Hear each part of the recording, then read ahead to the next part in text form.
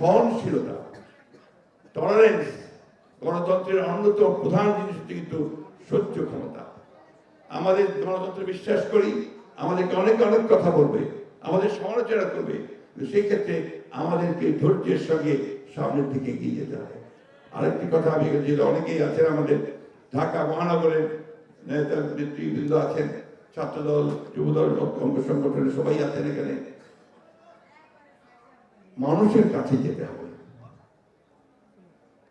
প্রতি পাড়ায় পাড়ায় যান, প্রতি পাড়ায় পাড়ায় যে সংগঠন তৈরি করছেন আমাদের চেয়ারম্যান সাহেবের নির্দেশে সেগুলো আরো শক্তিশালী করেন।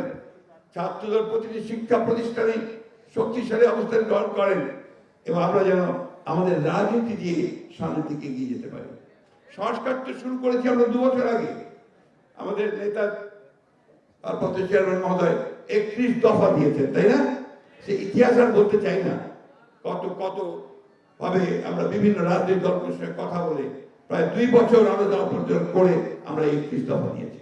31 দফার মধ্যে সবকিছুই আছে। তাই ওই যুক্তি খুব খোলা যুক্তি, যা কি সংস্কার হবে তারপরে নির্বাচন হবে। নির্বাচন কেন চাইছি আমরা?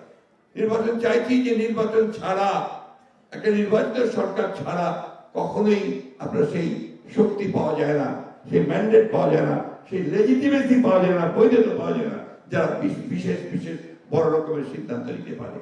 এমনকি এই সংস্কারগুলোকে যদি আপনার কনস্টিটিউশন নিতে হয়, কনস্টিটিউশন সংস্কার, সেটার জন্য তো আমরা একটা পার্লামেন্ট লাগবে।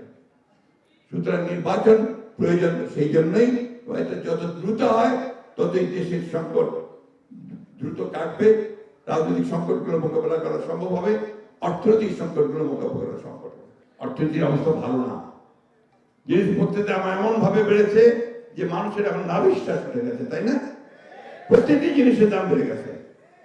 আমি অন্তর্বর্তীকালীন সরকারকে বলবো, অনুগ্রহ করে ওই দিকে নজর দিন, অনুগ্রহ করে সুশাসনের দিকে নজর দিন। এখন আপনার সরকারের যারা আমলা আছে, যারা কর্মচারী কর্মকর্তা আছে, তারা কিন্তু আবার শুরু করেছে আগের মতো কাজ। দুর্নীতি শুরু হয়ে গেছে। দয়া করে এই দুর্নীতি যেন না হয় সেই দিকে আপনারা লক্ষ্য দিন। আপনারা যেন সুশাসন দিতে পারেন সেদিকে নজর দিন। পুলিশ যেন ভালো কাজ করে, আমরা যেন ভালো কাজ করে সেদিকে নজর দিন। বিশ্ববিদ্যালয়গুলোকে, শিক্ষা প্রতিষ্ঠানগুলোকে ঠিকমতো চালু করার চেষ্টা করুন। এই কাজগুলো করা দরকার এবং সঙ্গে সঙ্গে নির্বাচনের জন্য দ্রুত ব্যবস্থা গ্রহণ করুন।